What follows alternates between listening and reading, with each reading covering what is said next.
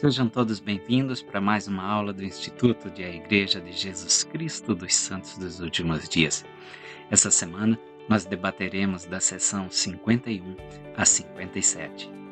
Você que é aluno do Instituto, por favor, acesse a descrição do vídeo e preencha a lista de presença que se encontra lá.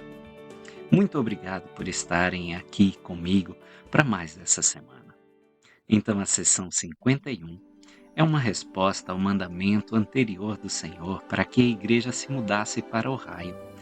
Aproximadamente 200 santos que moravam em Nova York venderam suas propriedades e se mudaram para o oeste, seção 37. Sua chegada chamou a atenção para a necessidade de mais instruções para implementar a lei da consagração e mordomia, conforme revelada na seção 42. Em preparação, uma revelação anterior havia instruído os santos a comprar terras na região próxima a Kirtland, seção 48. Em Thompson, Ohio, um recém-converso, Lyman Copley, possuía uma grande extensão de terra, cerca de 300 hectares, que ele consagrou para o assentamento dos santos recém-chegados. O bispo, Edward Patridge, foi o responsável por dividir essa propriedade entre os santos. Consequentemente, ele solicita ao profeta Joseph Smith que consulte o Senhor para obter orientação sobre o assunto. O interessante é que essa seção não foi incluída no livro de mandamentos. No entanto, ela está registrada em um manuscrito contendo 41 revelações, que foi intitulado Livro de Revelações de Kirtland. O versículo 5 parece ser um acréscimo inspirado, que esclareceu a revelação escrita anteriormente. Essa revelação foi publicada pela primeira vez na edição de 1835 de Doutrina e Convênios. Versículo 1: Escutai-me, diz o Senhor vosso Deus, e falarei a meu servo Edward Patridge, e dar-lhe-ei instruções, porque é necessário que receba instruções sobre como organizar este povo. Então, tudo na igreja é feito à maneira do Senhor. Vejam que ele dá instruções a Edward Patridge de como organizar esse povo. Então, nós hoje temos essas instruções na igreja, o manual de instruções da igreja para como organizar esse povo de Deus, que está se congregando, que está em busca de receber todos os convênios necessários. E no versículo 2 ele explica isso, porque é necessário que sejam organizados de acordo com minhas leis. Caso contrário, serão cortados. Então não é do nosso jeito, é do jeito do Senhor. E esses serão cortados aí, seriam excomungados, teriam sua condição de membro da igreja revogada. Versículo 3. Portanto, que meu servo Edward Patridge e aqueles que ele escolheu, com os quais me comprazo, designem a este povo suas porções, igualmente a cada homem, de acordo com sua família e de acordo com suas condições e suas carências e necessidades. Aqueles que o bispo Edward Patridge escolheu foram Isaac Morley e John Coriel. Eles serviram como seus conselheiros. Foram ordenados em 6 de junho de 1831. E era responsabilidade do bispo dar a cada família sua mordomia. Instruindo o bispo sobre os princípios que orientariam essa decisão, o profeta explicou em uma carta ao bispo Patridge. Para condescender com os detalhes, direi que cada homem deve ser seu próprio juiz, quanto deve receber e quanto deve sofrer para permanecer nas mãos do bispo. Falo daqueles que consagram mais do que precisam para o sustento próprio e de suas famílias. A questão da consagração deve ser feita pelo consentimento mútuo de ambas as partes, pois dar ao bispo o poder de dizer quanto cada homem deve ter e ele ser obrigado a cumprir o julgamento do bispo é dar ao bispo mais poder do que um rei tem. E, por outro lado, deixar que cada homem diga quanto precisa e o bispo ser obrigado a cumprir seu julgamento é lançar-se-ão na confusão e escravizar o bispo. O fato é que deve haver um equilíbrio de poder entre o bispo e o povo, e, assim, a harmonia e a boa vontade podem ser preservados entre nós. Portanto, aqueles que consagram propriedades ao bispo em Sião e depois recebem uma herança de volta devem demonstrar razoavelmente ao bispo que necessitam de tanto quanto reivindicam. Mas, caso as duas partes não cheguem a um acordo mútuo, o bispo não deve ter nada a ver com o recebimento de tais consagrações. E o caso deve ser apresentado a um conselho de 12 sumos sacerdotes, o bispo não sendo um dos membros do conselho, mas deve apresentar o caso a eles. O que eu acho interessante dessa citação do profeta Joseph Smith é deixar que cada homem diga quanto precisa e o bispo ser obrigado a cumprir seu julgamento é lançar-se-ão na confusão e escravizar o bispo. Então, muitas vezes, quando vamos pedir a ajuda dos fundos da igreja, das ofertas da igreja, nós queremos chegar ao bispo dizendo como ele vai nos ajudar, o quanto de dinheiro ele vai aplicar para que nossas necessidades possam ser sanadas. Isso não é obrigação do membro, tá? Isso é o bispo que decide. E num consenso mútuo entre as partes é que a ajuda será procedida. São as vontades do membro com as vontades do Senhor, por meio do seu bispo, unidas em consentimento mútuo. E eu gosto de frisar que equidade é diferente de igualdade, não seriam dadas partes iguais para todos os membros. Não há duas famílias com necessidades exatamente iguais. Então, na divisão de propriedades, o número de filhos da família, bem como a idade e a capacidade dos filhos, eram levadas em consideração. Um fazendeiro receberia terras agrícolas como sua mordomia. Um impressor, uma gráfica, um curtidor, um curtume e um comerciante, um estabelecimento mercantil, conforme as leis do Senhor em Doutrina e Convênios, seção 57 e Doutrina e Convênios, seção 104. E tudo isso para o benefício da Igreja do Deus vivo, para que todo homem desenvolva seu talento, para que todo homem adquira outros talentos. Doutrina e Convênios 82, 18. Dessa maneira, as necessidades dos pobres eram atendidas e os indivíduos eram colocados em uma posição na qual podiam suprir suas próprias necessidades e ajudar outros a fazer o mesmo. Então, eu, por exemplo, sou um dentista. Se me dessem uma construtora, eu não conseguiria sustentar minha família com essa mordomia. A mim, por exemplo, teria que ser dado um consultório odontológico para que eu pudesse exercer minha profissão, abençoar a vida de outras pessoas e poder sustentar a minha família. Versículo 4. E que meu servo Edward Partridge, quando designar a um homem sua porção, dê-lhe um documento, que lhe assegure sua porção, para que a conserve, sim, esse direito e essa herança na igreja, até que transgrida e não seja considerado digno de pertencer a ela, pela voz da igreja, de acordo com as leis e os convênios da igreja. Então o Senhor, ele é muito correto em tudo o que faz. E, diante da lei dos homens, documentos impressos é que são válidos. Hoje, vivemos uma era digital também. Então, documentos impressos e digitais é que são válidos. Nada de simplesmente uma palavra. Porque senão depois fica muito difícil termos essas testemunhas desse acordo e ter esse acordo firmado perante a lei dos homens. Alguns desses escritos desta época sobreviveram até os nossos dias. A maioria das escrituras, aí eu digo escrituras, os termos lavrados em papel, que consistiam em textos impressos e manuscritos, concedia a propriedade no lado esquerdo do documento a Edward Partridge, bispo da igreja. Seguia-se então nesses documentos uma descrição da propriedade consagrada escrita à mão. A escritura estipulava que essa transação tinha como objetivo a compra de terras e a edificação da Nova Jerusalém, Sião, e o alívio das necessidades dos pobres e necessitados. Onde o nome do indivíduo estava escrito, constava que ele se comprometera e se comprometeria, junto com seus herdeiros, para sempre, a abrir mão dos seus direitos e interesses na propriedade acima descrita, que era descrita na parte superior desse documento.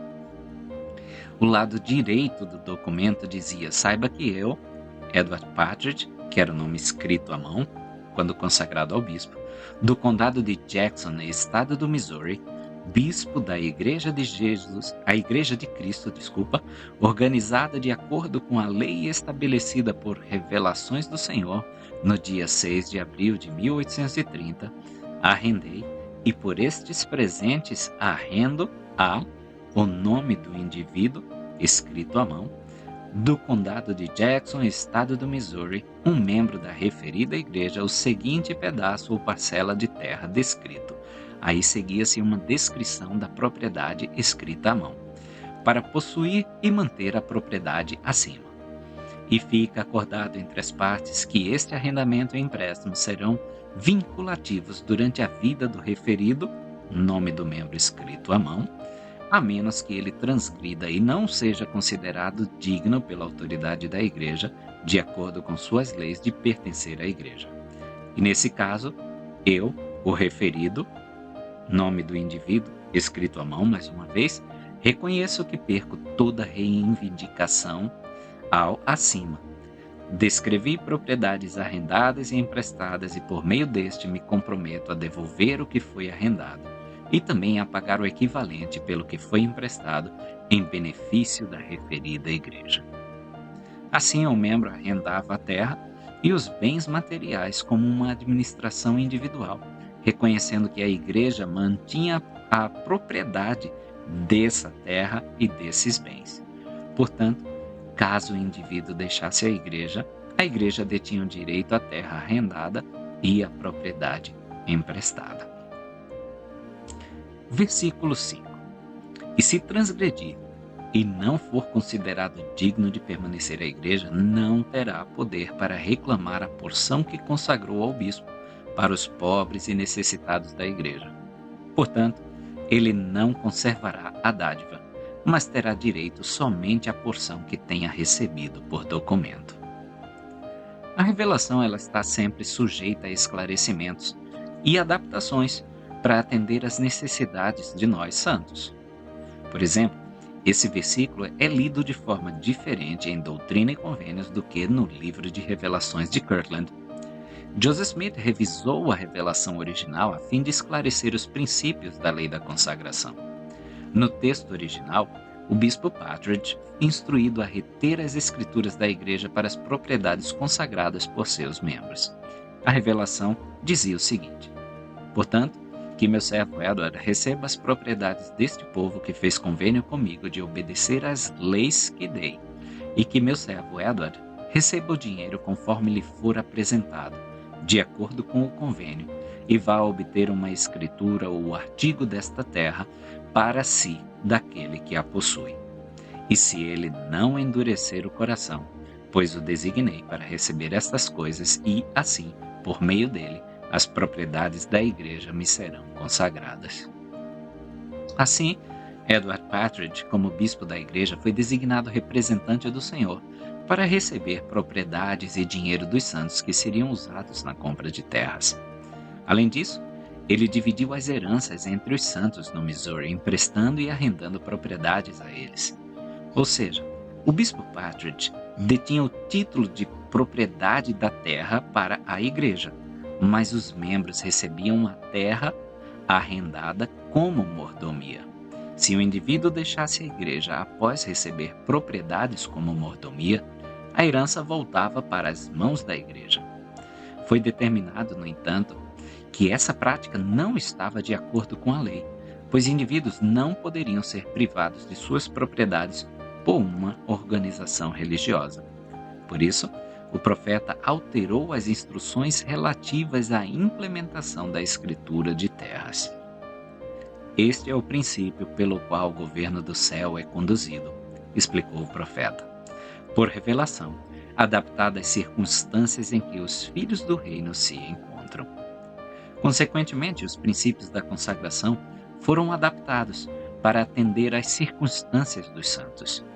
Em uma carta aos santos de Sião, o profeta Joseph Smith escreveu: sobre o assunto de dar escrituras e receber contribuições dos irmãos, não tenham mais a dizer a não ser recomendar que vocês se familiarizem com os mandamentos do Senhor e as leis do Estado e se governem de acordo com elas. Então é dever nosso nos familiarizar com a lei da igreja e a lei dos homens. Devemos sim conhecer nossos direitos e deveres, tanto perante aos homens quanto perante a Deus, de acordo com a lei dele.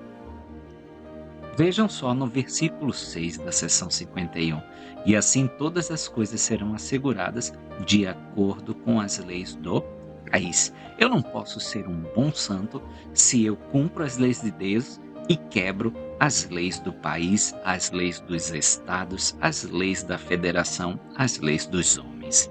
Se eu cumpro a lei de Deus, eu cumpro a lei dos homens. Versículo 9. E que todo homem negocie honestamente, e seja igual entre este povo e receba igualmente, para que sejais um, assim como vos ordenei. A seriedade dessa ordem é ilustrada no relato do enganador Ananias e sua esposa Safira. Como membro da igreja dos dias meridianos, Ananias vendeu uma propriedade e reteve parte do preço. Sabendo-o também sua mulher, e levando uma parte, a depositou aos pés dos apóstolos. Mas Pedro disse: Ananias, por que encheu Satanás o teu coração para que mentisses ao Espírito Santo e retivesses parte do preço da herdade? Enquanto a possuías, não era tua? E vendida não estava em teu poder? Por que formaste este desígnio em teu coração? Não mentiste aos homens, mas a Deus. E Ananias, ouvindo estas palavras, caiu e expirou. E os moços, levantando-se, o envolveram, levaram para fora e o sepultaram. E aconteceu quase 3 horas depois, quando sua mulher, não sabendo o que havia acontecido, entrou. E Pedro, respondendo, lhe disse: Dize-me, vendestes portanto aquela herdade? E ela disse: Sim, portanto. Então Pedro lhe disse: Como está? Será que vocês combinaram entre si para tentar o Espírito do Senhor? Eis que os pés dos que sepultaram seu marido estão à porta e estão te levando para fora. Imediatamente ela caiu aos pés dele e expirou. Os jovens entraram e a encontraram morta e, levando-a para fora, a sepultaram ao lado do marido. E grande temor veio sobre toda a igreja e sobre todos os que ouviram essas coisas. Essa história está relatada em Atos, capítulo 5, dos versículos 1 ao 11. E aqui eu queria estender um pouquinho mais a interpretação desse versículo 9, e que todo homem negocie honestamente, não só nos aspectos materiais que envolvam dinheiro, mas também, digo, nos aspectos emocionais, nessas transações emocionais que nós fazemos. Devemos ser honestos com essa pessoa.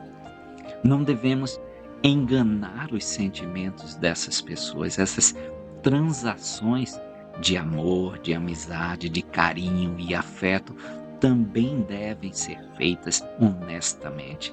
Demonstrar sinceramente quais são as suas intenções no relacionamento amoroso, por exemplo, num relacionamento de pai e filho, num relacionamento entre amigos e numa transação, por exemplo, de um chamado que o Senhor faz conosco em sua igreja.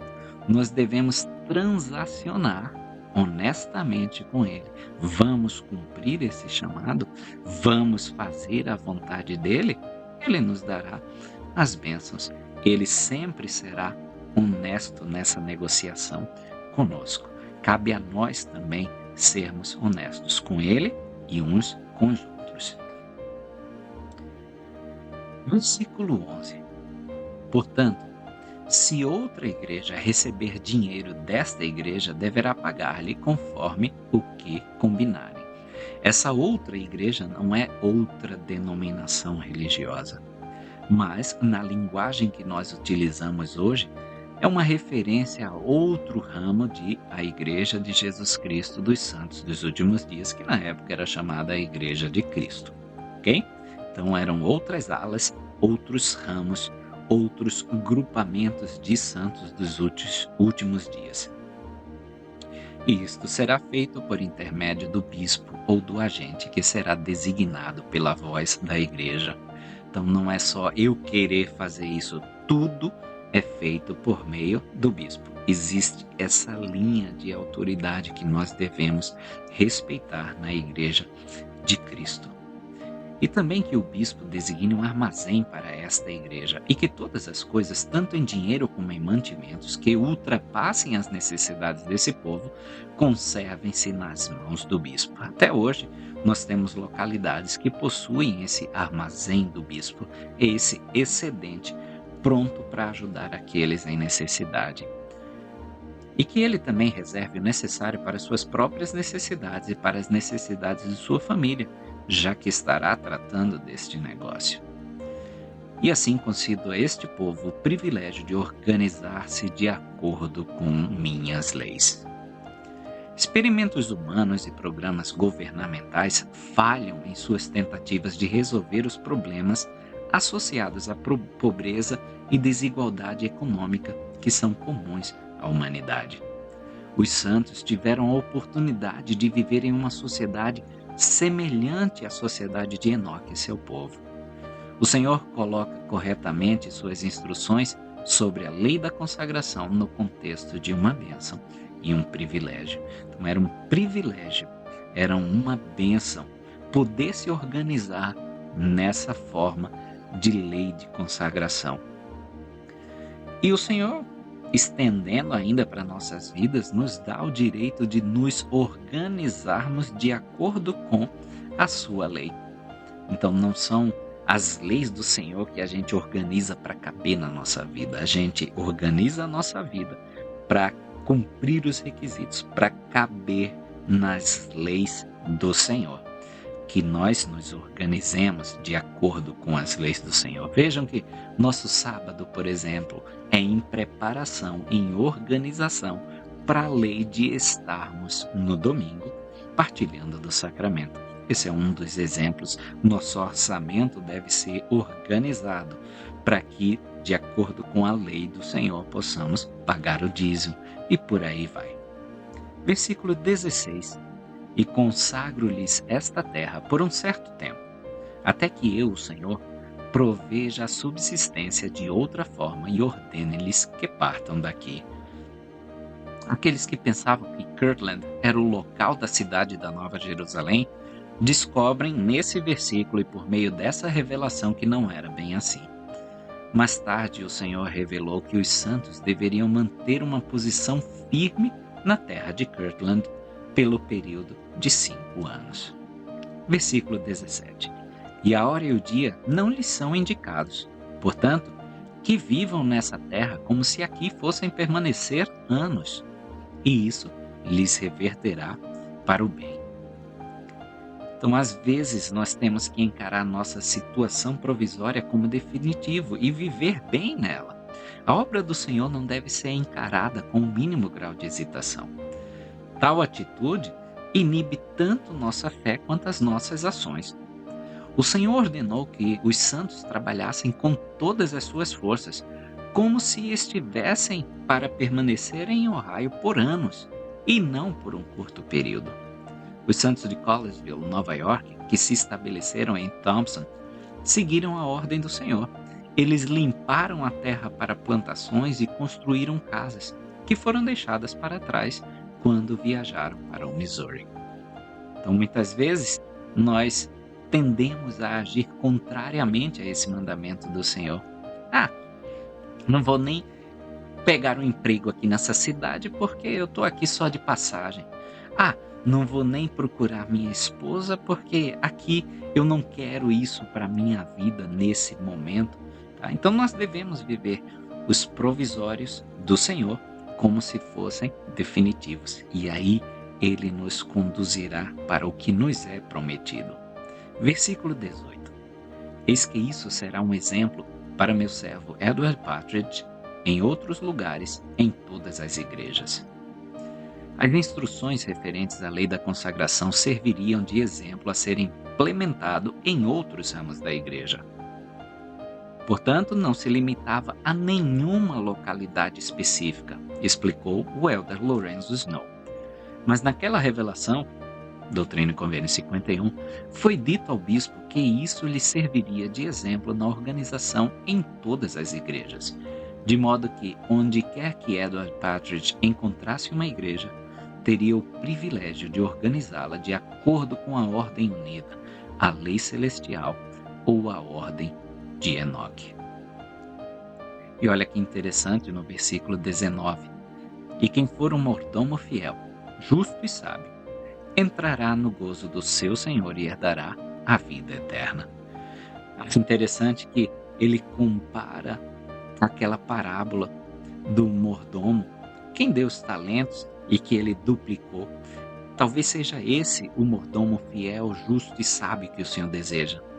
Podemos ver que na obra do Senhor tudo ele lida com essa duplicação, tudo ele lida com o dobro. Então é isso que pelo menos nós devemos buscar, acrescer as mordomias que o Senhor nos dá. E aí ele dirá da mesma forma que aquele servo: bem está, servo bom e fiel, entra para o gozo do Senhor. E no versículo 20, ele relata mais uma vez a importância de estarmos prontos para a vinda do Senhor. Em verdade vos digo, eu sou Jesus Cristo, que depressa vem, em uma hora que não pensais. Assim seja. Amém.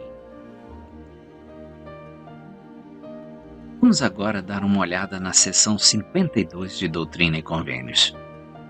Em 3 de junho de 1831, os élderes de Israel, então espalhados por todo o país para declarar o Evangelho, reuniram-se em Kirtland para uma conferência do sacerdócio.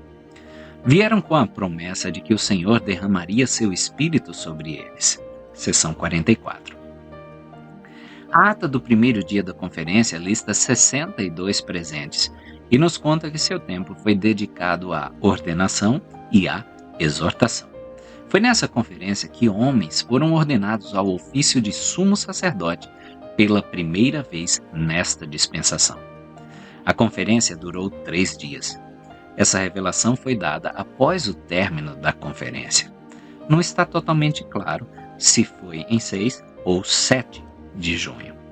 De acordo com John Whitman, que havia sido encarregado de registrar a história da igreja, o Espírito do Senhor desceu sobre Joseph de maneira incomum e ele profetizou muitas coisas. Após fazê-lo, ele impôs as mãos sobre Lyman White e o ordenou ao sumo sacerdócio, segundo a santa ordem de Deus. E o Espírito desceu sobre Lyman e ele profetizou a respeito da vinda de Cristo. Nesta conferência, os irmãos Lyman White, John Murdoch, Reynolds Calhoun, Harvey Whitlock e Hiram Smith foram ordenados sumos sacerdotes pelo profeta. Lyman White, por sua vez, ordenou Parley P. Pratt, Thomas B. Marsh, Isaac Morley, Edward Partridge, Joseph Wakefield, Martin Harris, Ezra Thayer, Ezra Booth, John Coriel, Samuel H. Smith, Solomon Hancock, Simon Carter, Wheeler Baldwin, Jacob Scott, Joseph Smith Sr., John Whitmer, Joseph Smith Jr. e Sidney Rigdon para o mesmo ofício. John Whitmer também observa que Joseph Smith disse que o homem do pecado seria revelado nesta conferência. Enquanto o Senhor derramava seu espírito sobre seus servos, observou ele, o diabo teve a intenção de tornar conhecido seu poder. Ele se apoderou de Harvey Whitlock e John Murdoch para que não pudessem falar, e outros foram afetados. Mas o Senhor mostrou a Joseph, o vidente, o desígnio da coisa. Ele ordenou ao diabo em nome de Cristo, e ele partiu para nossa alegria e conforto. Nesta conferência, muitas instruções foram dadas pelo presidente Smith, que falou com um grande poder, movido pelo Espírito Santo, relembrou Polly P. Pratt. E o espírito de poder e testemunho repousou sobre os elders de maneira maravilhosa. Ali também houve algumas estranhas manifestações de falsos espíritos que foram imediatamente repreendidas. Versículo 1. Eis que assim diz o Senhor aos elders que chamou e escolheu nesses últimos dias pela voz de seu Espírito. Então você, somos esses que fomos chamados e escolhidos, elders, nestes últimos dias, nessa última dispensação. Versículo 2. Dizendo, eu, o Senhor, dar-vos-ei a conhecer o que desejo que façais deste momento até a próxima conferência, que se realizará em Missouri, na terra que consagrarei a meu povo, o qual é um remanescente de Jacó, e aos que são herdeiros, de acordo com o convênio. Essa aí é a primeira referência ao estado do Missouri nas revelações da restauração. Em setembro de 1830, o Senhor declarou que ninguém conhecia o local onde a cidade de Sião seria construída, mas que ela estaria localizada nas fronteiras dos Lamanitas. Seção 28. Essa revelação nos diz que seria no Missouri. Independence, Missouri, foi identificada como o local central da cidade de Sião em uma revelação recebida 6 semanas depois, em 20 de julho de 1831, registrada na seção 57. Conforme usado nas Escrituras, o remanescente de Jacó geralmente se refere às 12 tribos coletivamente. Um remanescente de Jacó poderia ser qualquer uma das várias partes dispersas da família de Jacó. Nesse caso, a referência é aos descendentes de Leí, que era herdeiro legítimo de todas as promessas feitas por Deus a Abraão, Isaque e Jacó. Seção 19 podemos encontrar a respeito. Toda a semente de Abraão é herdeira segundo o convênio. Eles têm direito a todas as promessas feitas a seu antigo pai, sob condição de retidão. Eu te prometo, disse o Senhor a Abraão, que este direito continuará em ti e em tua semente depois de ti, isto é, a semente literal ou a semente do corpo. Todas as famílias da terra serão abençoadas, sim, com as bênçãos do Evangelho, que são as bênçãos da salvação, sim, da vida eterna. Abraão, capítulo 2, versículo 11. Gostaria de chamar a atenção para o versículo 4 da seção 52. E se me forem fiéis, ser-lhes-á dado saber o que deverão fazer.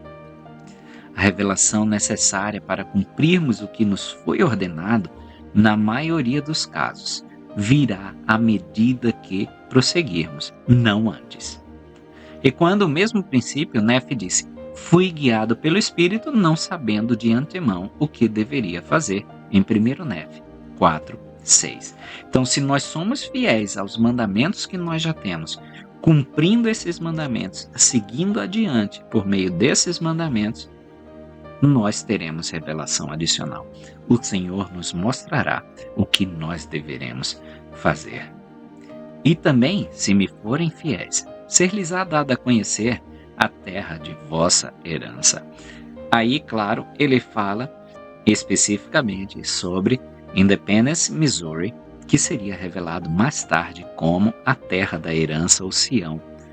Mas nós, se formos fiéis, também nos será dado a conhecer o reino celestial, que é a nossa terra de herança.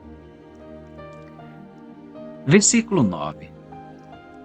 E partam de lá, pregando a palavra pelo caminho. Então o Senhor designou vários aí nos versículos anteriores para serem missionários, dizendo nada mais do que escreveram os profetas e apóstolos e o que lhes for ensinado pelo Consolador por meio da oração da fé.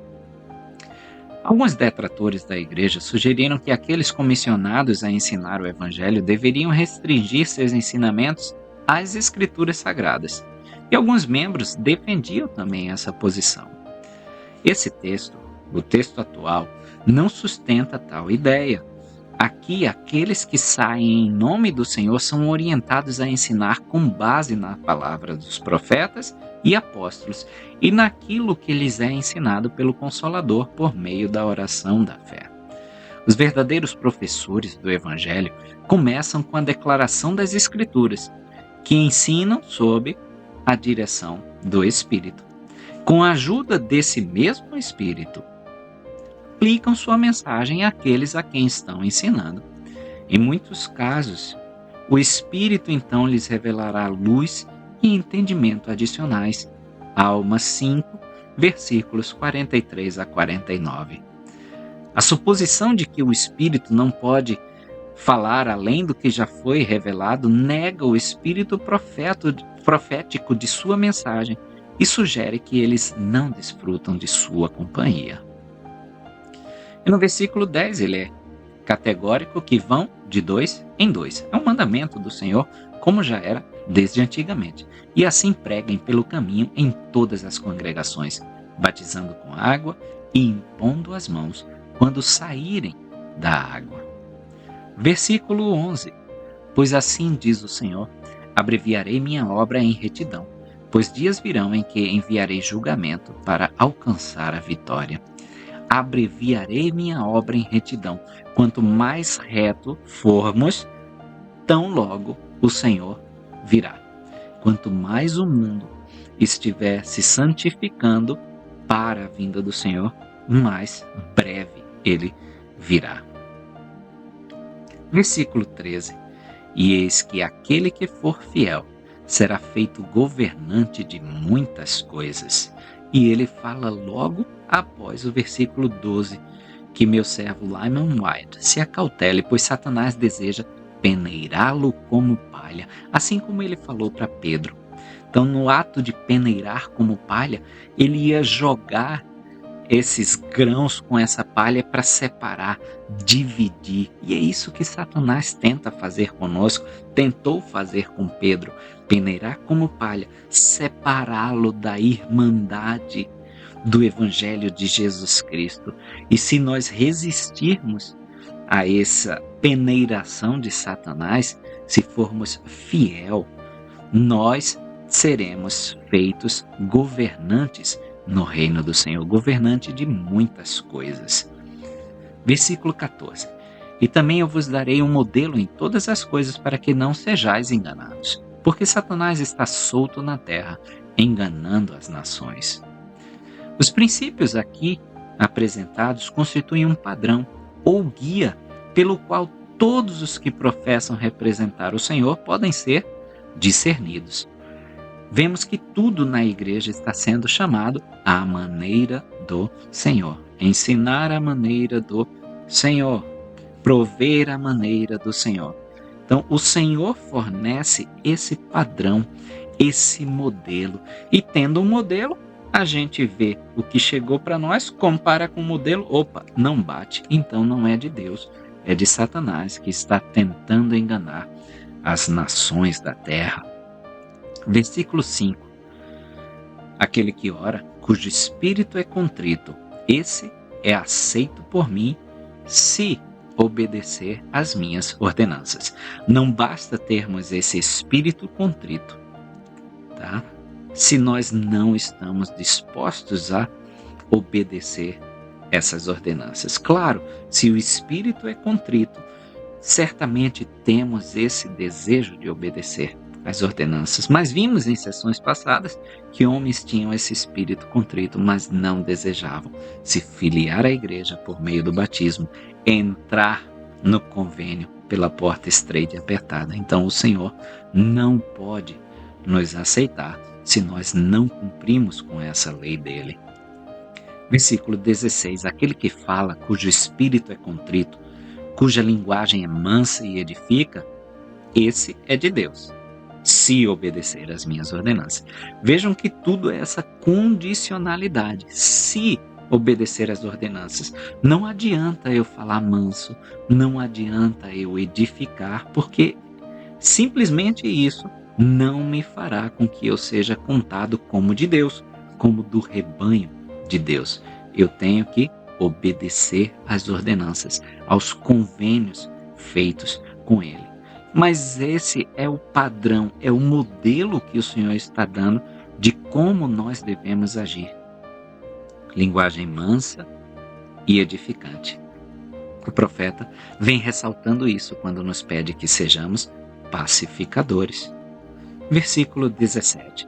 E também aquele que estremece sob o meu poder será fortalecido e produzirá frutos de louvor e sabedoria, de acordo com as revelações e verdades que vos dei.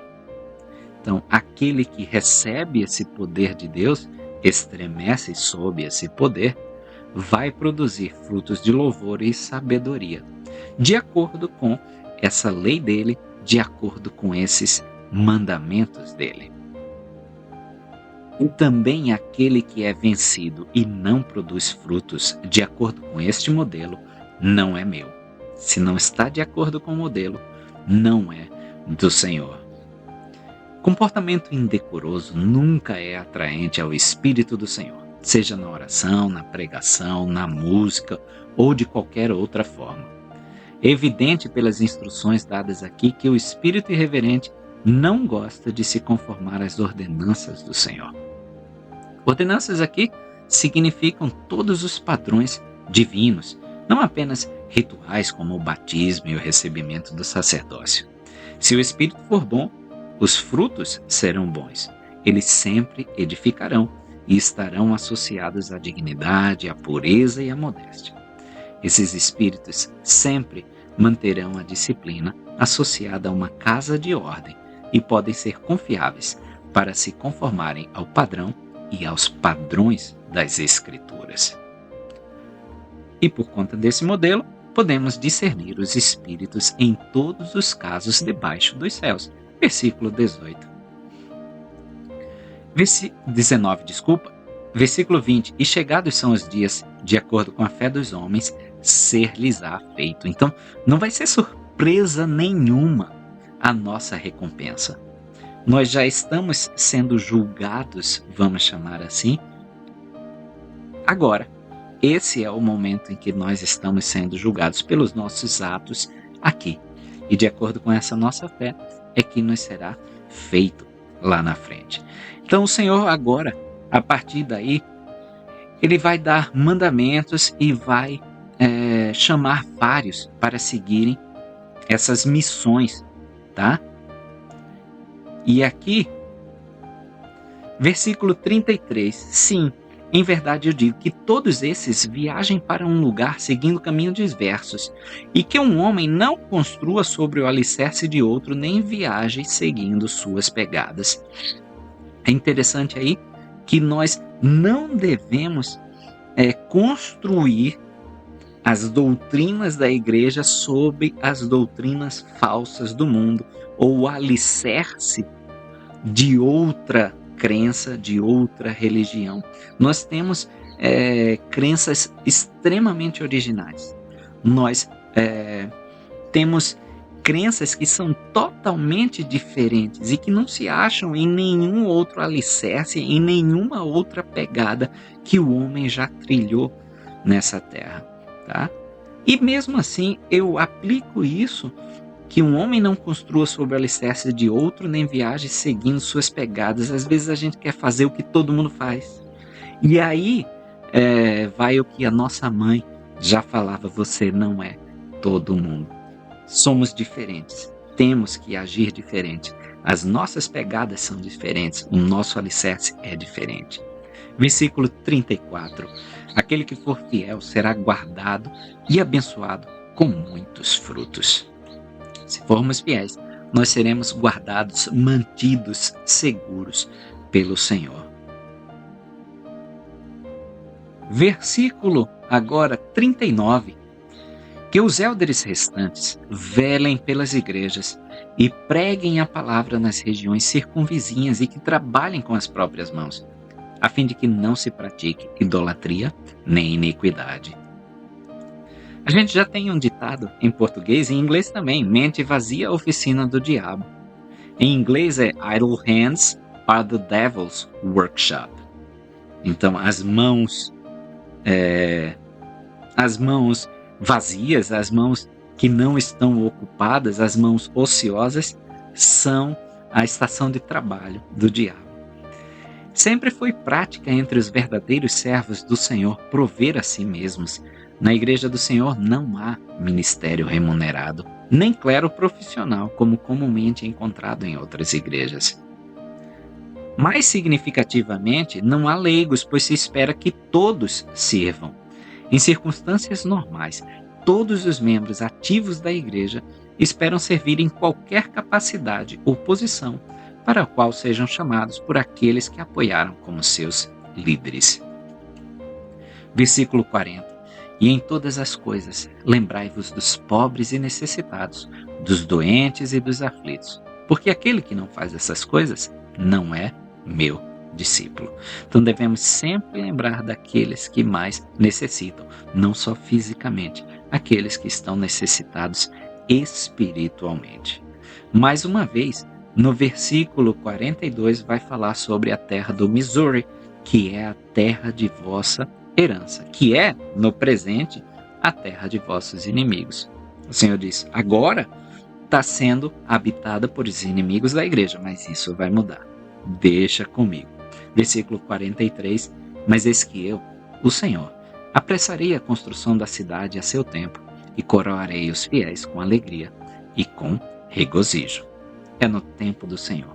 É o que o Senhor deseja, da forma dele, à maneira do Senhor.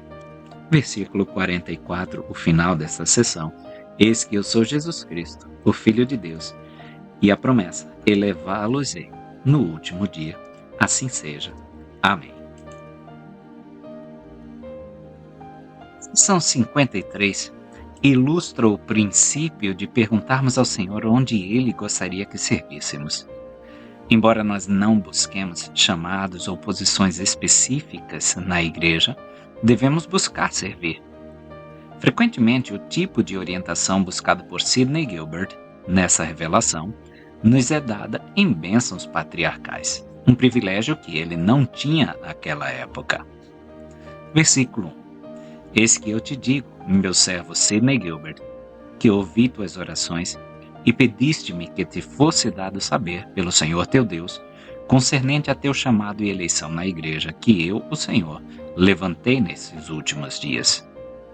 O irmão Gilbert não estava entre os muitos chamados na conferência de Kirtland para servir como missionário em uma viagem a Sião. Seção 52. Naturalmente, quando soube que outros haviam recebido instruções sobre seu serviço, perguntou-se onde deveria servir. Por isso, o profeta registrou que, a pedido de Algernon Sidney Gilbert, indaguei e obtive o seguinte. Por revelação, o elder Gilbert foi instruído a acompanhar o profeta em sua viagem a Sião. Versículo 5 desta sessão. Versículo 2. Eis que eu, o Senhor, que fui crucificado pelos pecados do mundo, te dou o mandamento de que renuncies ao mundo. Renunciar ao mundo é abandonar o que é mudando. Não é evitar relacionamentos com pessoas do mundo como os judeus faziam antigamente. Nós fomos chamados para ser uma luz e um exemplo para todos que ainda não abraçaram o Evangelho. Só podemos fazer isso se nos relacionarmos com essas pessoas. Então o Senhor pede que tenhamos esse tipo de relacionamento para que nós possamos propagar a mensagem do Evangelho. Versículo 3. Toma sobre ti minha ordenação, sim, a de elder, para pregares fé e arrependimento e remissão de pecados, de acordo com minha palavra, e o recebimento do Espírito Santo pela imposição de mãos. Toma sobre ti, da mesma forma que nós tomamos o nome de Cristo sobre nós. Tomamos então as ordenanças que o Senhor tem para nós, os chamados que o Senhor tem para nós, as designações. É nos apoderarmos, nos apropriarmos completamente desse serviço que o Senhor deseja que desempenhemos em sua obra. Versículo 5. E também em verdade eu te digo, viajarás com meus servos Joseph Smith Jr. e Sidney Rigdon. Edward Partridge e Martin Harris receberam a ordem de ir ao Missouri com Joseph Smith e Sidney Rigdon. seção 52. Logo após receber essa revelação, W. W. Phelps também foi chamado para viajar em companhia desse grupo, na seção 55. Versículo 6. Eis que estas são as primeiras ordenanças que receberás, e o restante será concedido em uma época futura, de acordo com teu trabalho na minha vinha. As instruções do Senhor são mandamentos. Essas primeiras ordenanças são mandamentos, os primeiros mandamentos que ele receberia. Nesse caso, o Senhor ordenou que Sidney Gilbert fosse ordenado elder e viajasse com o profeta para Sião, onde receberia uma designação do bispo Partridge. E mais uma vez está ilustrado o princípio de que as revelações só vêm quando nós desempenhamos ações. O restante será concedido em uma época futura, de acordo com o teu trabalho na minha vinha. Então, de acordo com a ação que nós já estamos desempenhando, o Senhor nos concede mais. Versículo 7. E também quisera que eu aprendesses que somente é salvo aquele que persevera até o fim. Assim seja. Amém. Não são eventos grandiosos, são pequenos eventos diários que garantem a nossa salvação, que garantem o nosso status de ser merecedores da graça divina, para que nós possamos, no último dia, ser declarados limpos. Embora essa sessão 54 fosse dada a Neil Knight, ela se destinava a todos aqueles que faziam parte do ramo da igreja em Thompson, Ohio. Esse mesmo grupo de pessoas havia se filiado à igreja em Collegeville, Nova York, e havia respondido ao mandamento de ir para Ohio. Tendo se estabelecido em Thompson, eles foram orientados por revelação a abraçar a lei da consagração e receber suas mordomias, conforme observado na seção 51. Problemas surgiram de seus esforços para fazê-lo. Parece que a mesquinharia e o egoísmo atrapalharam seus esforços. Embora a história completa não tenha sido preservada, parece que um recém-converso dos Shakers, chamado Lyman Copley, que possuía uma grande extensão de terra em Thompson, ficou descontente com a igreja e retornou aos Shakers. Ao fazê-lo, exigiu a devolução de sua propriedade e expulsou os santos que nela viviam. Joseph Knight Jr. relembrou: o homem foi expulso da igreja por má conduta. Ele então começou a nos perseguir e tivemos que deixar sua fazenda e pagar $60 de danos pela construção de suas casas e plantio de suas terras. Versículo 1. Eis que assim diz o Senhor, o Alfa e o Ômega, o princípio e o fim, aquele que foi crucificado pelos pecados do mundo. É uma recorrência esse tipo de apresentação do Senhor. Desde o início, ele já se mostra para que veio, se mostra quem ele é. Versículo 2.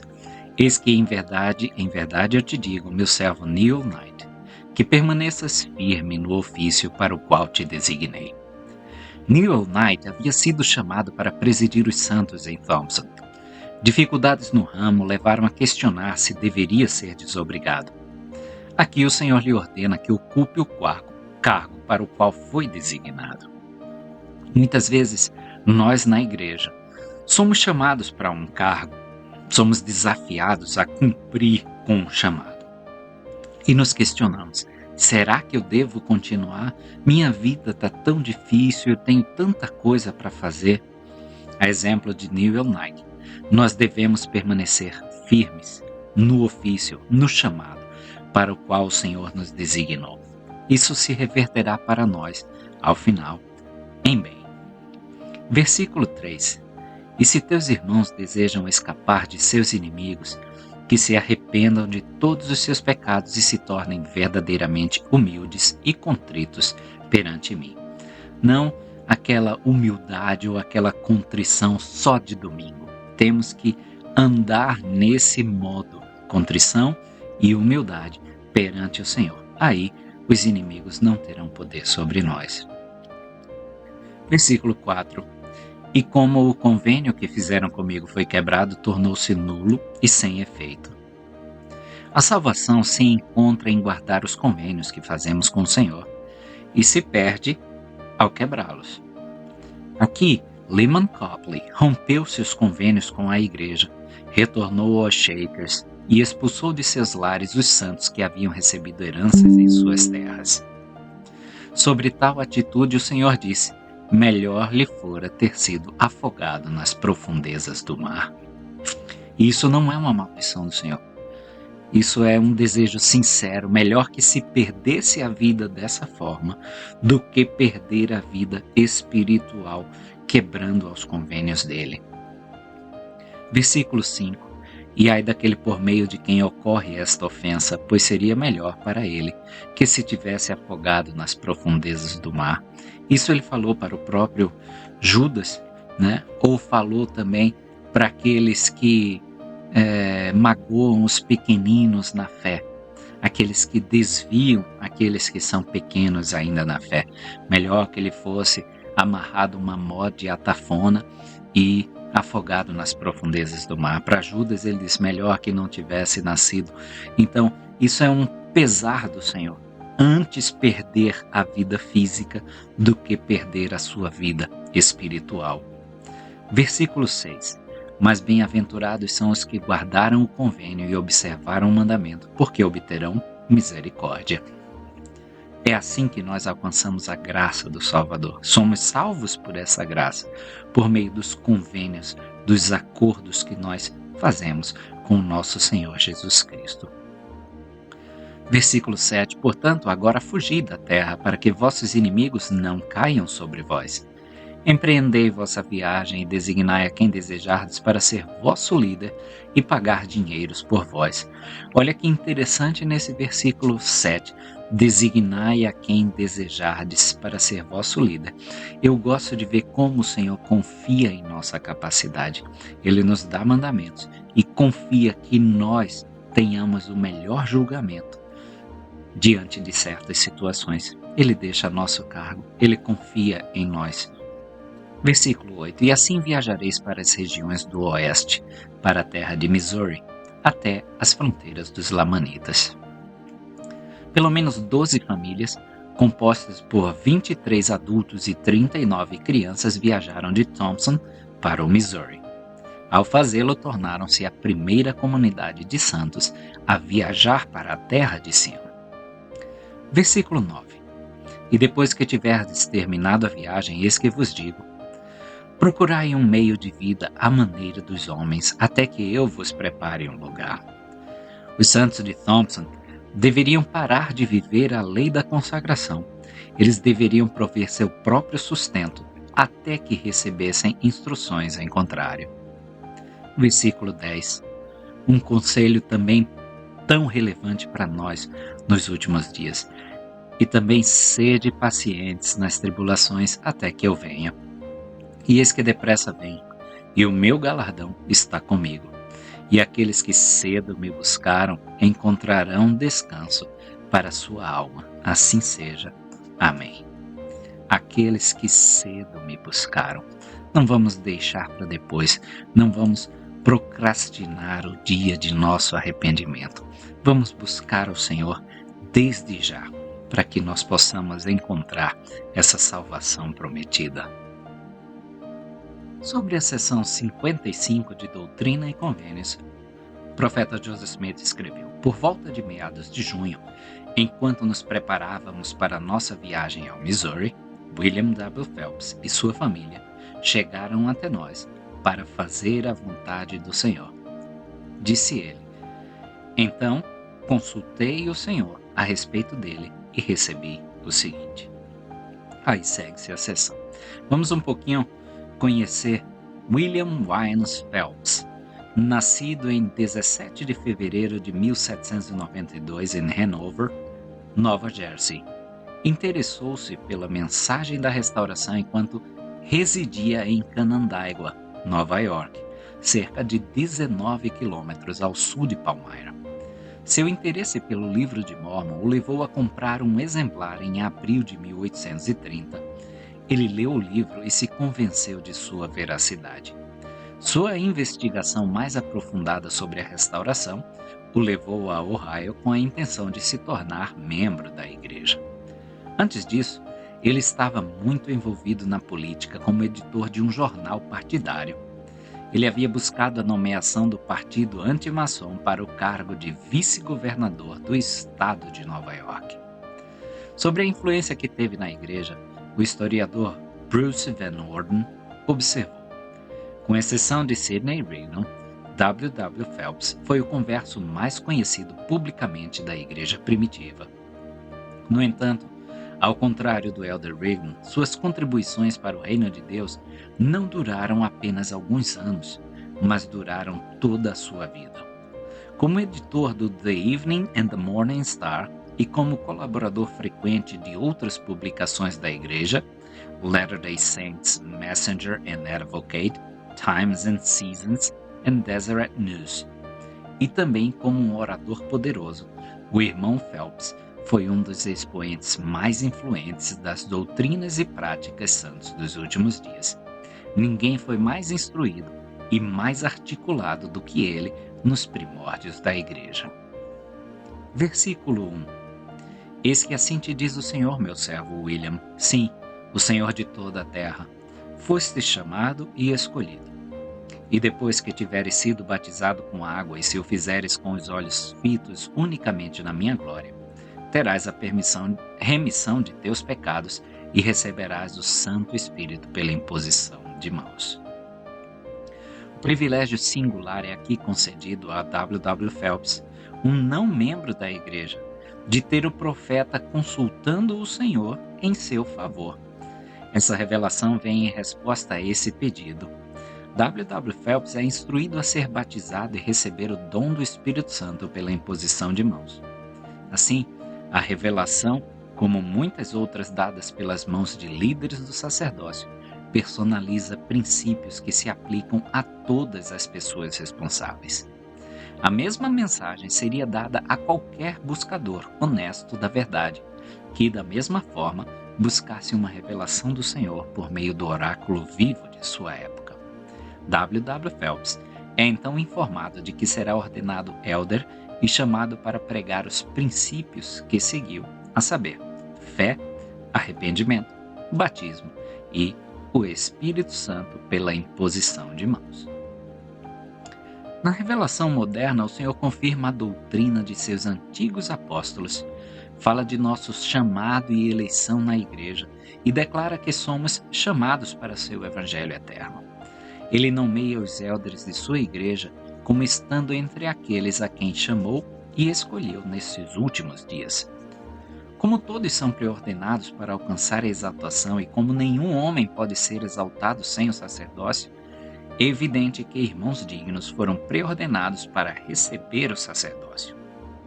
Alma ensinou que aqueles que foram ordenados sumos sacerdotes nesta vida foram chamados e preparados desde a fundação do mundo, segundo a presciência de Deus. Alma 13:3. Joseph Smith declarou: todo homem que tem um chamado para ministrar aos habitantes do mundo, o que pode incluir todos os portadores do sacerdócio de Melquisedeque, foi ordenado para esse mesmo propósito no grande conselho do céu, antes que este mundo existisse. Suponho que fui ordenado a esse mesmo ofício naquele grande conselho. Queria chamar a atenção para o versículo 4. E também serás ordenado para assistir meu servo Oliver Cowdery na tarefa de imprimir e de selecionar e escrever livros para as escolas desta igreja, a fim de que as criancinhas também recebam instrução diante de mim, como me é agradável. Antes de se filiar à igreja, o irmão Phelps trabalhou como editor de 3 jornais e tinha familiaridade com impressão. Essa é a primeira referência nas revelações da restauração às escolas da igreja. A ignorância e o evangelho de Jesus Cristo são incompatíveis, e a necessidade da igreja de ensinar seus membros, particularmente as crianças, sempre a acompanhará. Muitas revelações se seguiram tratando desse assunto, Doutrina e Convênios 88, Doutrina e Convênios 90, 93, 95, 109, 130. A importância de ensinar as crianças a ler e escrever foi revelada durante a tradução da Bíblia. Um livro de recordações foi mantido, no qual foram registrados na língua de Adão, pois foi dado a todos os que invocaram a Deus que escrevessem pelo espírito de inspiração, e por eles seus filhos aprenderam a ler e a escrever, tendo uma língua pura e imaculada. Moisés, capítulo 6, versículos 5 e 6.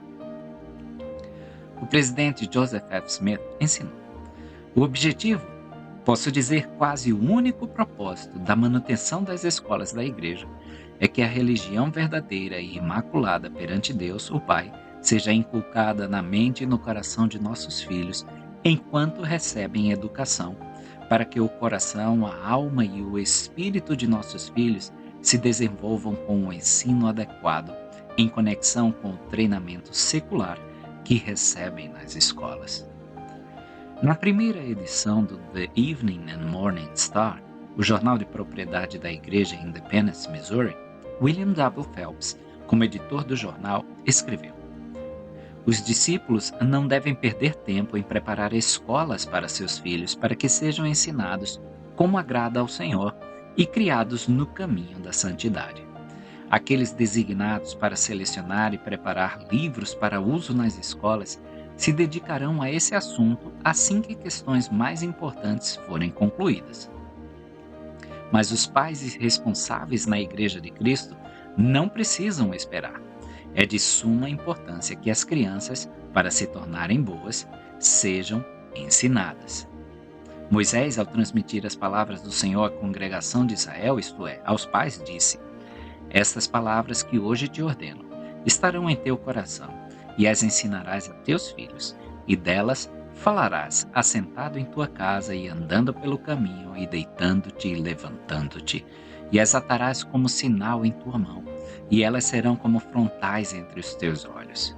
Se era necessário, então, ensinar seus filhos diligentemente, quanto mais necessário é agora, quando a Igreja de Cristo deve ser um estandarte, sim, até mesmo um exemplo para o mundo, para o bem. Uma palavra para os sábios deveria bastar, pois as crianças logo se tornam homens e mulheres. Sim, são elas que devem nos seguir e cumprir os deveres que não pertencem apenas a este mundo, mas também à segunda vinda do Salvador, preparando-nos para o sábado da criação e para a eternidade. Versículo 5. E também em verdade eu te digo que por esse motivo farás tua viagem com meus servos Joseph Smith Jr. e Sidney Brigden, a fim de que te estabeleças na terra de tua herança para fazeres esse trabalho. W. W. Phelps foi informado de que seu trabalho seria no local que em breve seria designado para a Sião dos últimos dias.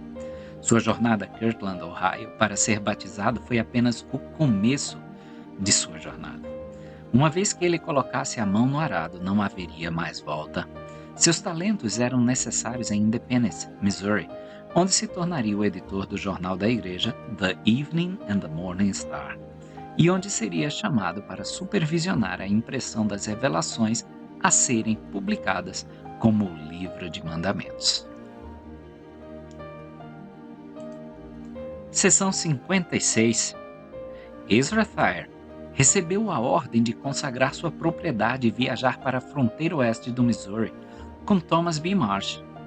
Ele se recusou a partir até receber uma indenização por sua propriedade, deixando Thomas B. Marsh sem companhia. O elder Marsh perguntou ao profeta o que deveria fazer.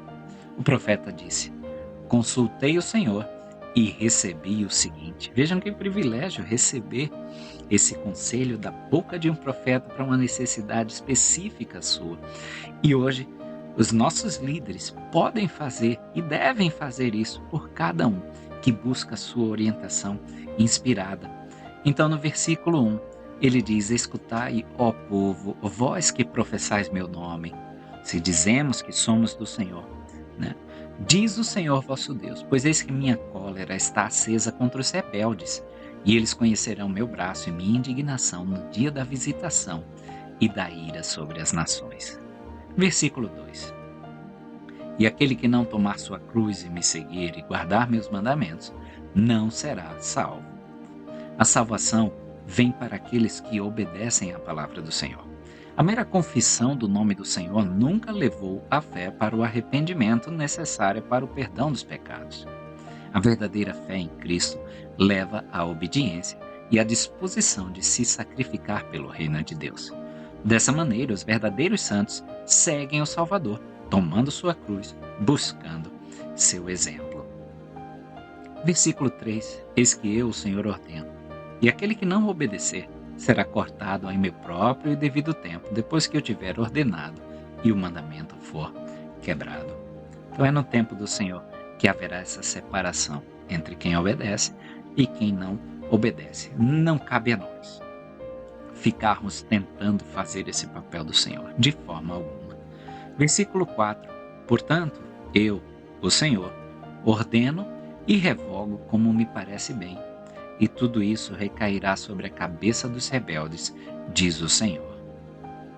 O Senhor explicou isso em Doutrina e Convênios 58:32. Eu ordeno e os homens não obedecem. Eu revogo e eles não recebem a bênção. Para ilustrar, os filhos de Israel receberam a ordem de tomar posse da terra de Canaã. Eles temiam o povo da terra e suas poderosas cidades muradas, conforme relatado pelos espiões enviados para explorar Canaã. Em sua rebelião, todos os filhos de Israel murmuraram contra Moisés e contra Arão, e disseram uns aos outros: Constituamos um capitão e voltemos ao Egito. Números 14, versículo 2 e versículo 4. Por causa da rebelião dos israelitas, o Senhor revogou a ordem de que entrassem na terra prometida. Em vez disso, o Senhor ordenou que vagassem pelo deserto por 40 anos, até que toda a geração rebelde tivesse morrido. Versículo 5.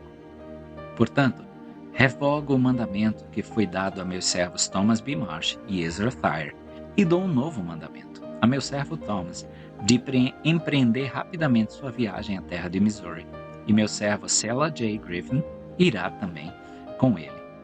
Novos mandamentos são dados para compensar e se ajustar às consequências das escolhas feitas pelos rebeldes que falharam em cumprir suas responsabilidades.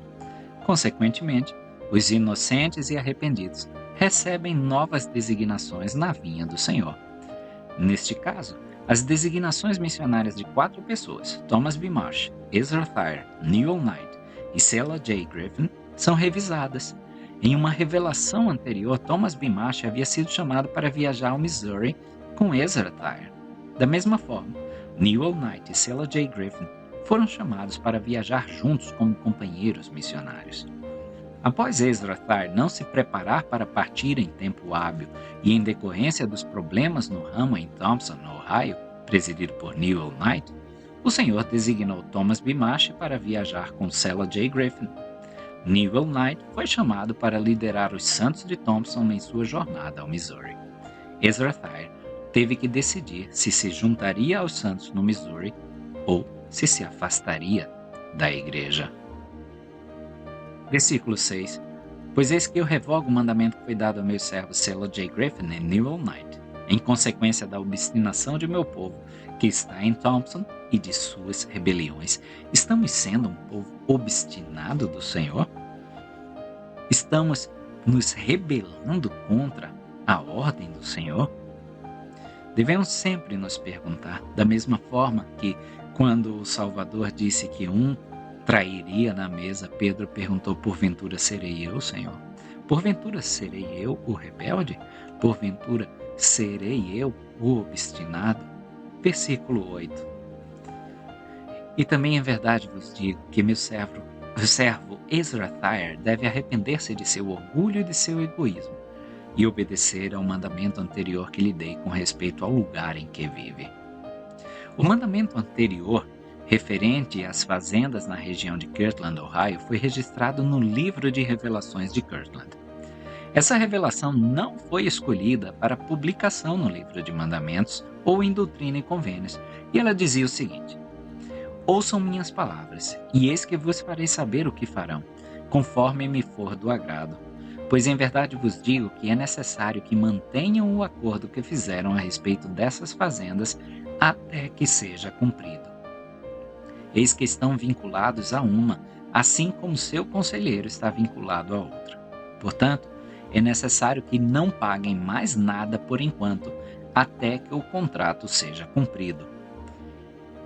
Que meu elder servo Joseph e sua família entrem na casa depois que seu conselheiro se for, que meu servo Ezra hospede-se com ele, que todos os irmãos se reúnam imediatamente para construir uma casa para meu servo Ezra, que a família de meu servo Frederick permaneça, que a casa seja preparada e suas necessidades sejam supridas, e que quando meu servo Frederick retornar do oeste, eis que ele deseja levar sua família para o oeste, no meu devido tempo, que o que pertence ao meu servo Frederick seja garantido a ele por escritura ou fiança.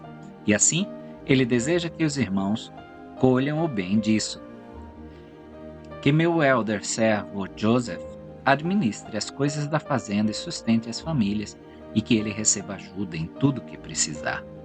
Que meu servo Ezra se humilhe, e na reunião da conferência ele será ordenado com poder do alto e partirá de lá, se for obediente aos meus mandamentos, e proclamará meu evangelho às regiões ocidentais com meus servos, que devem ir até as fronteiras dos Lamanitas, pois eis que tenho uma grande obra para eles realizarem, e ser-vos-á dado saber o que fareis na reunião da conferência. Amém. O que os irmãos farão com o dinheiro? Ireis e buscareis diligentemente entre os irmãos, obtereis terras e guardareis o dinheiro para que seja consagrado à compra de terras no oeste, para uma herança eterna. Assim seja. Amém. Fica claro nessa revelação, não publicada, que a preocupação de Ezra Traer não se referia à terra em Thompson, Ohio, como comumente se pensava. Em vez disso, envolvia uma propriedade em Kirtland, Ohio, onde se localizavam casas e onde residiam as famílias de Joseph Smith Sr. e Frederick G. Williams. Versículo 14. Eis que assim diz o Senhor a meu povo: tendes muitas coisas para fazer e muito do que vos arrepender. Pois eis que os vossos pecados subiram a mim, e não são perdoados, porque procurais aconselhar a vossa própria maneira. Ou seja, a maneira dos homens, não a maneira do Senhor, como já discutimos nessa aula. O profeta nefita Jacó declarou: ó vaidade, fragilidade e tolice dos homens, quando são instruídos, julgam-se sábios e não dão ouvidos aos conselhos de Deus, pois o põem de lado, supondo que sabem por si mesmos. Portanto, sua sabedoria é tolice, e não lhes traz proveito algum, e perecerão. Segundo Nefe 9, 28. Então, tudo é a maneira do Senhor. Nós não sabemos nada. O Senhor já disse que os pensamentos dele eram muito mais altos do que os nossos pensamentos. Versículo 15. E vosso coração não está satisfeito, e não obedeceis à verdade, mas tendes prazer na iniquidade. Essa frase vem da epístola de Paulo aos Tessalonicenses. Falando àqueles que não receberam o amor da verdade, Paulo disse que Deus lhes enviará a operação do erro, para que creiam na mentira, para que sejam condenados todos os que não creram na verdade, antes tiveram prazer na injustiça. Segundo Tessalonicenses 2, 10 a 12. Versículo 16. Ai de vós, homens ricos, que não compartilhais vossos bens com os pobres, pois vossas riquezas irão corromper-vos a alma. E esta será vossa lamentação no dia da visitação e do julgamento e da indignação. Passada é a colheita, findo é o verão, e a minha alma não está salva. Muitos são cegados pela ilusão das riquezas. Falando a Joseph Smith, o Senhor disse: muitos são chamados, mas poucos são escolhidos. E por que não são escolhidos? Porque seu coração está tão fixo para as coisas deste mundo. Doutrina e Convênios 121, 34 e 35. A um jovem governante rico que guardava as leis de Deus, Cristo disse: falta-te, porém, uma coisa. Vende tudo quanto tens, reparte-o pelos pobres e terás um tesouro no céu. E vem, segue-me. E, ouvindo ele isto, entristeceu-se muito porque era muito rico. E Jesus, vendo que ele estava muito triste, disse: Quão dificilmente entrarão no reino de Deus os que têm riquezas, porque é mais fácil passar um camelo pelo fundo de uma agulha do que entrar um rico no reino de Deus. Lucas 18, 22 a 25. Na tradução de Joseph Smith, o texto diz: é impossível para os que confiam nas riquezas entrar no reino de Deus, mas para aquele que abandona as coisas deste mundo é possível para Deus que entre. As riquezas, assim como os talentos, nos são dadas para compartilharmos com os outros. A lei da consagração, revelada na restauração do Evangelho, ajuda a proteger os santos do amor às riquezas e ensina que os bens deste mundo devem ser usados para fazer o bem, vestir os nus, alimentar os famintos, libertar os cativos e administrar alívio aos doentes e aflitos. Jacó 2:19. Como um veneno de ação lenta, as riquezas podem roubar a vida eterna de cada um. Versículo 17. Ai de vós, homens pobres, cujo coração não está quebrantado, cujo espírito não é contrito e cujo ventre não está satisfeito, e cujas mãos não cessam de se apoderar de bens alheios, cujos olhos estão cheios de cobiça e que não trabalhais com as próprias mãos. Os pobres que têm o coração voltado para as riquezas que desejam possuir também correm o risco de perder a alma. O rei Benjamim ensinou: diga aos pobres, vós que não tendes e ainda assim tendes o suficiente, que sobrevivais dia após dia. Refiro-me a todos vós que negais ao mendigo porque não tendes. Gostaria que dissesseis em vossos corações, não dou porque não tenho, mas se tivesse, daria. E agora, se disserdes isto em vossos corações, permanecereis sem culpa. Do contrário, sereis condenados, e vossa condenação é justa, pois cobiçais o que não recebestes. Versículo 18. Mas bem-aventurados os pobres que são puros de coração, cujo coração está quebrantado e cujo espírito é contrito, pois eles verão o reino de Deus vindo em poder e grande glória para a sua libertação, pois deles será a gordura da terra. Pois eis que o Senhor virá, e com ele seu galardão, e recompensará a cada homem, e os pobres regozijar-se-ão, e suas gerações herdarão a terra de geração em geração, para todo sempre. E agora, cesso de falar-vos, assim seja. Amém. Que nós possamos ser esses pobres de coração puro e de coração quebrantado, de espírito contrito, para que possamos herdar o reino celestial, ou seja, esta terra, que possamos ter essas gorduras, ou seja, as bênçãos que o Senhor promete para cada um de nós. Chegamos então à sessão 57. Sessão 57 foi recebida no dia 19 de junho, como escreveu o profeta Joseph Smith, na companhia de Sidney Rigdon, Martin Harris, Edward Partridge, William W. Phelps, Joseph Cole, Algernon S. Gilbert e sua esposa, partir de Kirtland, Ohio, para a terra do Missouri, em conformidade com o mandamento anteriormente recebido, no qual foi prometido que, se fôssemos fiéis à terra de nossa herança, sim, o lugar para a cidade da Nova Jerusalém seria revelado. Fomos de carroça, barcos e diligências até Cincinnati. Saímos de Cincinnati em um navio a vapor e desembarcamos em Louisville, Kentucky, onde ficamos detidos por 3 dias, esperando que um navio a vapor nos levasse a St. Louis.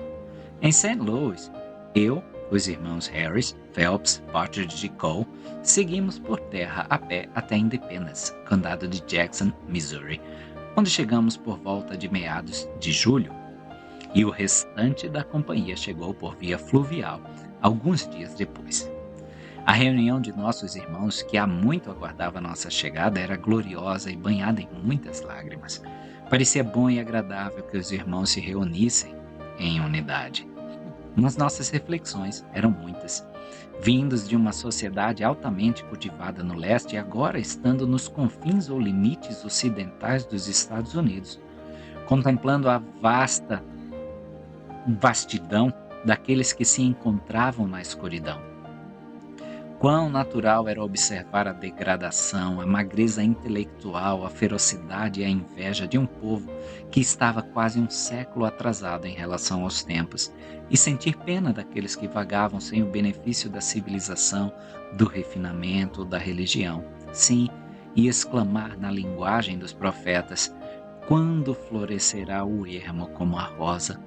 Quando Sião será edificada em sua glória, e onde se erguerá o teu templo, ao qual todas as nações virão nos últimos dias?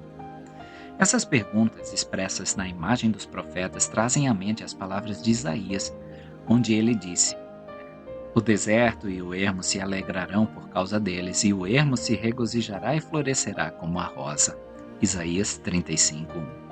Levanta-te, resplandece, porque já vem a tua luz e a glória do Senhor nasce sobre ti. Isaías 60:1. E acontecerá nos últimos dias que o monte da casa do Senhor será estabelecido no cume dos montes e se elevará acima dos outeiros, e todas as nações acorrerão a ele. Isaías 2:2. A pergunta de Joseph Smith sobre a localização do templo dos últimos dias é abordada nesta sessão. As outras duas perguntas são respondidas na sessão seguinte, em Doutrina e Convênios 58. Versículo 2: portanto, esta é a terra da promissão e o local para a cidade de Sião. O local para a cidade de Sião, ou a Nova Jerusalém, foi separado desde a criação da terra. A terra perto de Independence, Missouri, abrange a área do jardim plantado a leste, no Éden, onde Adão e Eva foram colocados. Aprendemos com Brigham Young que nosso Deus terminará sua obra onde a começou, onde está o centro de Sião e onde ficava o jardim do Éden. A cidade de Sião, a Nova Jerusalém a ser construída em Independence, Missouri, e a Jerusalém de outrora serão as capitais do reino milenar de Cristo. A cidade de Sião dos últimos dias será abençoada com a presença de Enoque e seu povo, que foram levados ao céu sem experimentar a morte. Ela expandirá suas fronteiras para incluir toda a América do Norte e do Sul, até que, por fim, o globo inteiro será chamado Sião.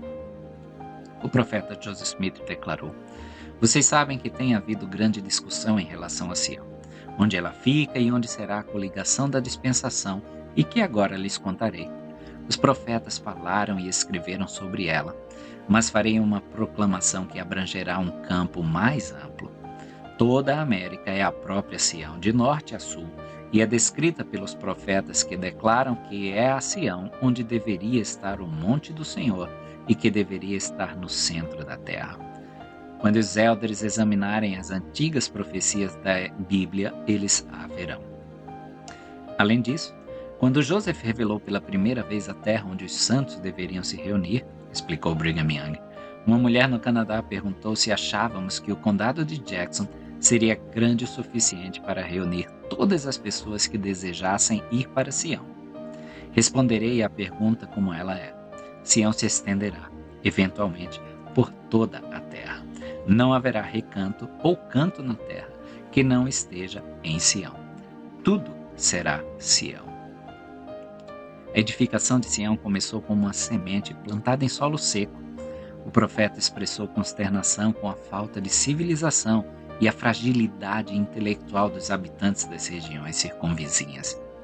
Assim como o reino de Deus na terra é como a pedra cortada do monte sem auxílio de mãos, em Daniel 2, que rolou até encher a terra, assim também o início do estabelecimento de Sião é o início de uma comunidade da nova aliança que também encherá a terra, na qual os cidadãos são puros de coração. Uma grande mudança foi e é necessária para que os arredores de Independence, Missouri, se tornem dignos do nome divinamente designado, Sião. Com o tempo, sob a direção de seus profetas, a cidade de Sião será construída sobre os alicerces lançados no alvorecer desta dispensação. Será Sião, porque é um lugar de retidão, declarou o profeta Joseph Smith, e todos os que nela constroem adorarão o Deus vivo e verdadeiro. E todos crerão em uma só doutrina, sim, a doutrina de nosso Senhor e Salvador Jesus Cristo. Versículo 3. E assim diz o Senhor vosso Deus: se desejais receber sabedoria, eis aqui sabedoria. Eis que o lugar que é agora chamado Independence é o lugar central, e um local para o templo se acha a oeste, num terreno não longe do tribunal. Há muitas estacas em Sião nas quais os santos se reunirão. No entanto, o Senhor destacou Independence, Missouri, como o local central do reino milenar.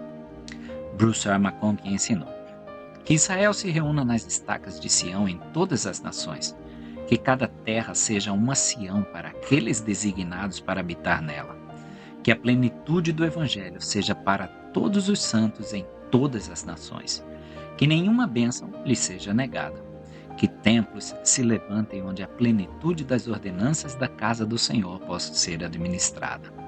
Mas ainda há um lugar central, um lugar onde o templo principal se erguerá, um lugar para onde o Senhor virá, um lugar de onde a lei sairá para governar toda a terra naquele dia em que o segundo Davi reinar pessoalmente sobre a terra. E esse lugar central é o que os homens agora chamam de Independence, no condado de Jackson, Missouri. Mas que em um dia vindouro será a Sião do nosso Deus e a cidade da santidade do seu povo. O local foi escolhido, o lugar é conhecido, o decreto foi promulgado e o destino prometido está assegurado. Entre todas as casas do Senhor, o templo a ser construído no centro de Sião será o mais importante. Ele está destinado a consistir em um complexo de 24 edifícios, todos dedicados como casas do Senhor. O Senhor revelou que a coligação e a construção da cidade da Nova Jerusalém terão seu início no local do templo, Doutrina e Convênios 84. Juntamente com o templo complementar a ser construído na Jerusalém antiga, esse é o templo no qual as palavras de Isaías encontrarão cumprimento. E acontecerá nos últimos dias que o monte da casa do Senhor será estabelecido no cume dos montes e se elevará acima dos outeiros, e todas as nações afluirão a ele, e muitos povos irão e dirão: vinde e subamos ao monte do Senhor, à casa do Deus de Jacó, para que nos ensine os seus caminhos e andemos nas suas veredas, porque de Sião sairá a lei e a palavra do Senhor, de Jerusalém. Isaías 2, versículos 2 a 3. Além disso, é no templo da Nova Jerusalém que o Cordeiro estará sobre o monte Sião, e com ele 144.000, tendo o nome de seu pai escrito na testa. Doutrina e Convênios 133, 18. Os 24 edifícios mencionados estavam localizados em um mapa da futura cidade de Sião. Joseph Smith escreveu: os nomes dos templos a serem construídos nos quadrados pintados conforme representados no terreno da cidade de Sião, que agora está prestes a ser transferido para lá. Os números 10, 11 e 12 devem ser chamados de Casa do Senhor, para a presidência do Sumo e Santíssimo Sacerdócio, segundo a ordem de Melquisedeque, que era segundo a ordem do Filho de Deus, no Monte Sião, cidade da Nova Jerusalém. Os números 7, 8 e 9, o Sagrado Repositório Apostólico, para uso do bispo. Os números 4, 5 e 6, a Santa Casa Evangélica para o Sumo Sacerdócio da Santa Ordem de Deus. Os números 1, 2 e 3, a Casa do Senhor, para os Élderes de Sião, um estandarte para as nações. Os números 22, 23 e 24, Casa do Senhor para a presidência do Sumo Sacerdócio, segundo a ordem de Arão, um estandarte para o povo. Números 19, 20 e 21, a Casa do Senhor, a lei do reino dos céus e mensageiro ao povo, para o sacerdócio supremo, segundo a ordem de Arão, para os sumos sacerdotes. Números 16, 17 e 18, a casa do Senhor para os mestres em Sião, mensageiro da igreja. Números 13, 14 e 15, casa do Senhor para os diáconos em Sião, auxilia no governo. Ao baixo, em cada casa, deve estar escrito santidade ao Senhor. O profeta Joseph Smith instruiu ainda os santos a começarem construindo o templo número 5 como o início da cidade de Sião. Templo esse muito semelhante ao construído em Kirtland, Ohio.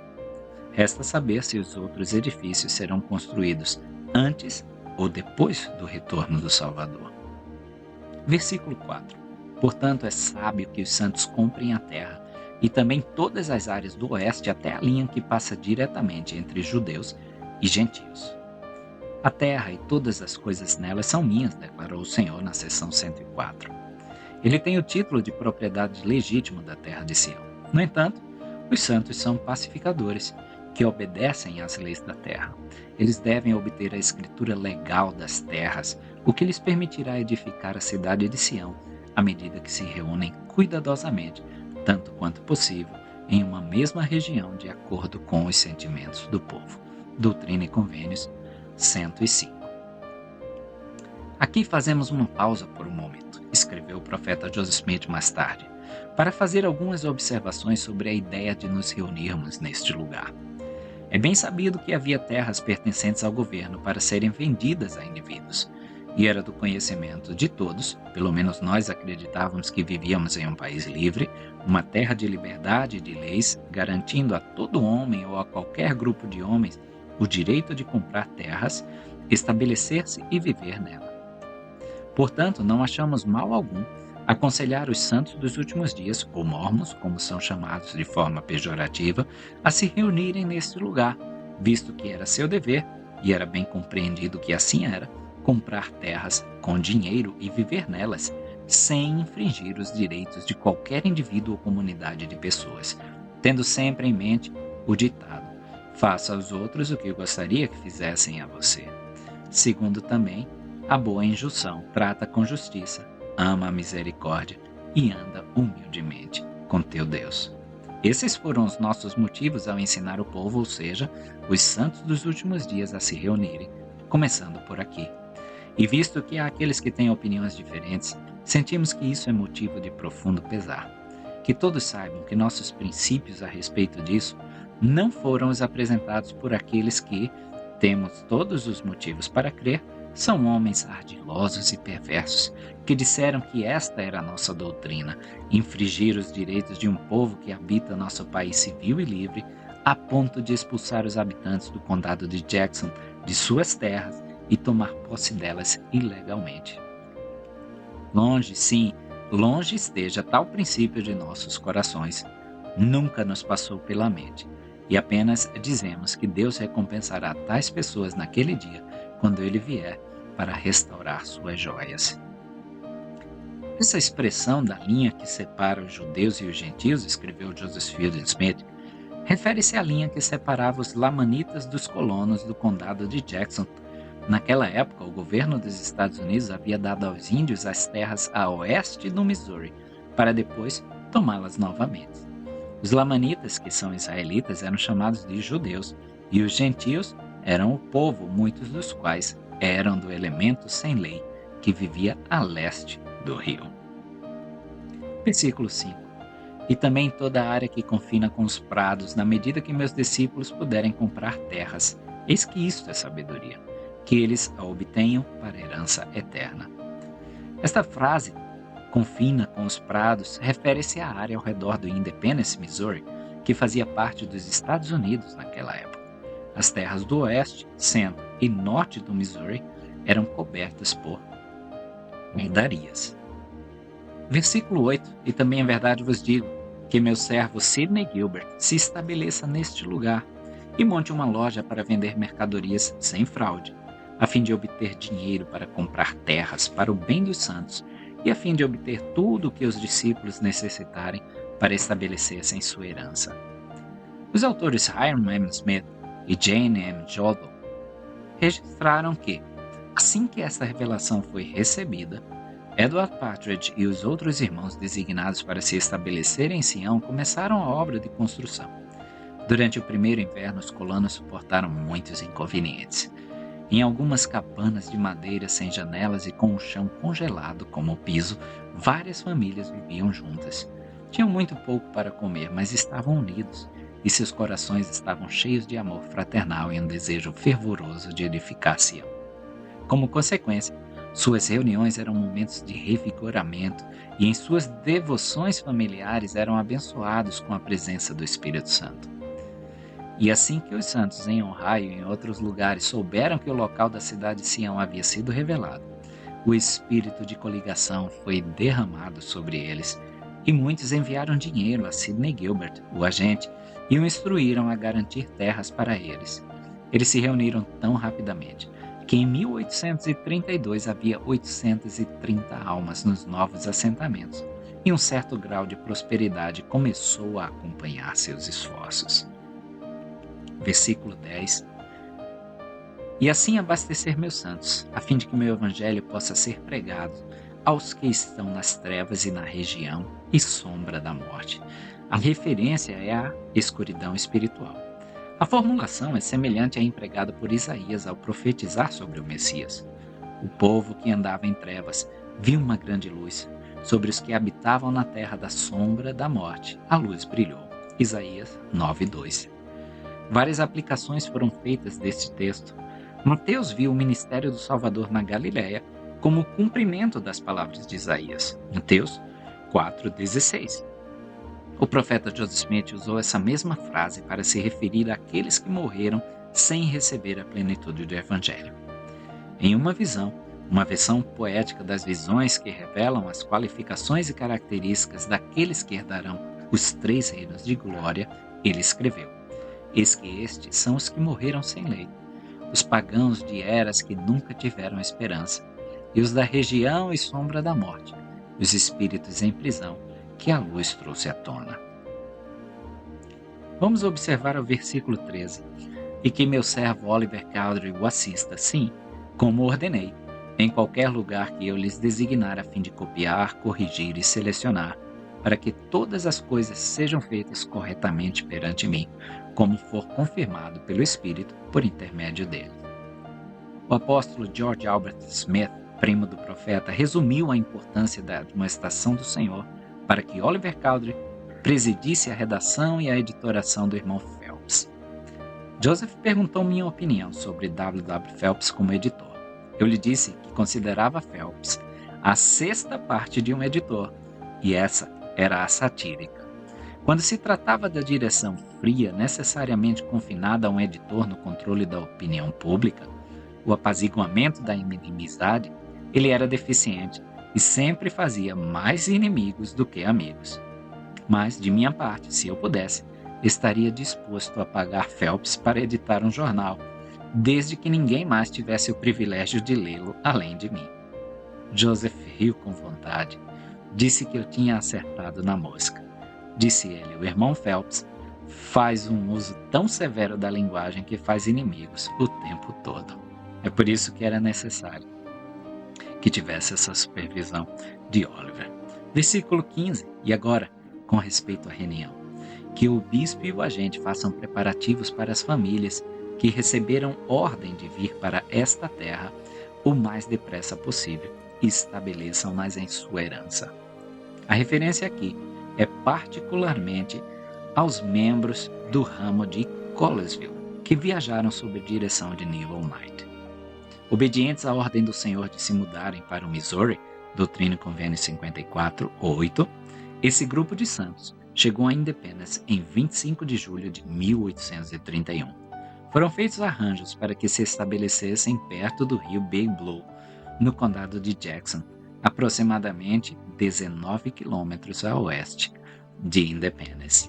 E o versículo 16: E aos demais eldres e membros, outras instruções serão dadas mais tarde. Assim seja. Amém. Que nós possamos esperar esse tempo do Senhor. Mais tarde, Ele nos dará mais instruções.